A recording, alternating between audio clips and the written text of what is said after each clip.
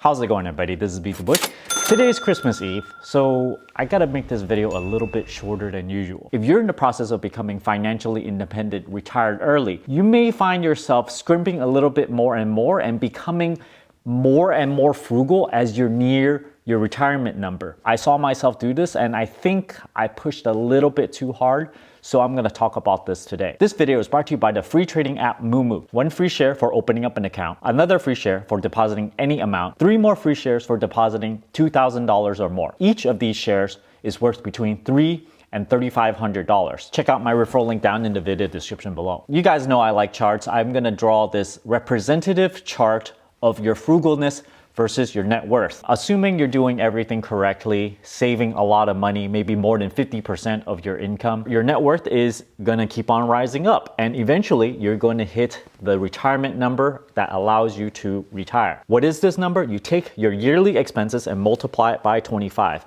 which is really just the 4% rule. I'm not gonna get into the details of how you achieve 4% in this video, but instead let's take a look at my personal frugalness, or a lot of the viewers I know are pretty frugal as well. Now, I would say I've been pretty frugal all my life, but as I approach my retirement, as I found out about this FIRE movement, financially independent, retired early, I saw that there was a light at the end of the tunnel. It was like some years off, maybe 5 years or 10 years, but I don't really know how close it is because saving maybe $500,000 or $1 million is still really far off. I must have saved maybe $50,000 a year, even with an engineering salary. And so let's say I was at a frugalness level of 5. But as you approach it, you see that you are doing something that pushes you closer and closer to retirement. You get a little bit antsy at work because you are getting closer. Maybe you're 80% there, 90% there, like so close to reaching that FU money, right? Where you can just tell your boss, FU, and I'm gonna quit and never look back again. And through my experience, I think I pushed a little bit too hard here. I have some extreme frugalness tidbits that I wrote down over here. One of them includes using an iPod Touch long time ago, and there was this backpack of WiMAX. You just attach it, and every time you want to call someone, you have to pair the iPod Touch through Wi-Fi to this little backpack thing. The backpack thing then connects to WiMAX and allows you to call people wherever you are, even if you do not have Wi-Fi. This is through this Freedom Pop thing. So that was extremely frugal. And I think when friends found out, it was just like, what kind of weird thing is this? You know, you don't have a phone? If you watch my previous videos leading up to my retirement, sometimes you might have caught a video where during the winter, I would be wearing a jacket and I would get so many comments saying, why are you wearing a jacket in the house? You don't turn on the heat? Yeah. That's right. Like for, I think 2 or 3 winters, I did not use the heater all that much, maybe like a couple times in the winter. So I'm not going to belabor this, but this gives you an idea of how frugal I was. I pushed really hard, and all for what? I think I might have sped it up a little bit. I think it's probably a better way to not push so hard, maybe like dial it all the way up to 8 instead of a 9 or a 10. And so what? Instead of taking 4 years, you take 5 years to retire instead. You still have to live in the meantime, and not, in a way, I guess I suffered a little bit. I like pushed myself so hard, you know, at the cost of my own comfort level, you know, don't turn on the heat and all. So let's go back to this graph over here. This is kind of where I am right now. I passed my retirement number and I'm getting more and more comfortable right now. So my current frugalness is actually being dialed down. Let me share with you some things that I'm dialing back. For example, this is kind of embarrassing, but I'm going to tell you guys anyway. I have a printer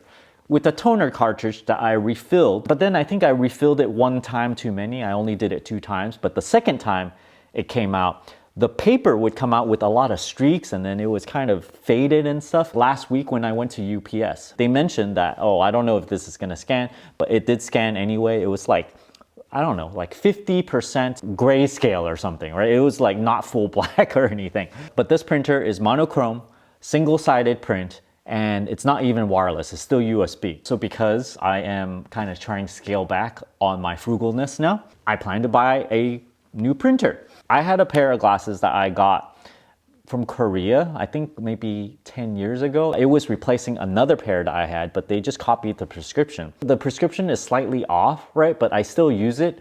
maybe on the very, very off chance. And most of the time I just have my contacts on. So, I would put it on for a few minutes, just so that I can see before I get to bed. And, I don't use it very much at all. That's why I don't, really want to invest in a pair of glasses. But in hindsight, I probably should have, maybe upgrade every 3 years or something. I know people upgrade every year even, but 3 years instead of 10 years is actually pretty good. So I actually bought a new pair of glasses. Heating right now is still not normal level. I think a lot of people that are in a home, right, they would set their thermostat at 74, right? But my thermostat is downstairs, so I set it at 66. All the heat rises up. So upstairs is actually closer to probably 72 or 74 or something like that. But downstairs, like right here, it is actually around 66 or even a little bit colder than that. So I keep it a little bit cool just to save money. But you guys gotta know that this is an improvement already compared to what I had before, which is just turn on the heater maybe a couple times in the winter every year. I started buying software. Now, I think the mentality here is I could always almost get freeware, right? Why get software if you can get something for free? I've used GIMP, right, for photo editing, but then I've been battling with it because it's kind of slow. I gotta make thumbnails for these videos, right? And then, every time you save, it takes maybe 15, 20 seconds, but because it's free, you deal with it.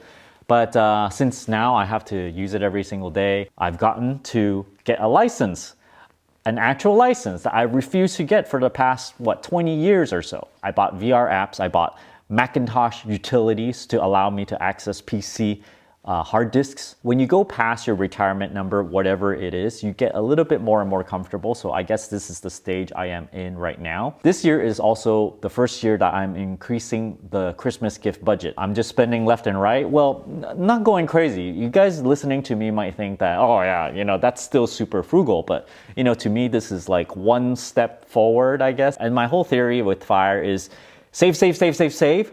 You get there, and then maybe you overshoot a bit, and then you get to a little bit fat fire, right? And then you can relax your frugalness a little bit and you can live a little bit more. But I would say the peak of my frugalness was it's just crazy, I think. You guys see that I'm holding on to an iPhone 13 Pro. I call this work equipment and I'm allowed to expense this. For those of you still in the process of reaching FIRE, I hope this video helped you guys out on not pushing a bit too hard on frugalness. Thanks for watching this video. Merry Christmas and Happy New Year. Thanks for watching.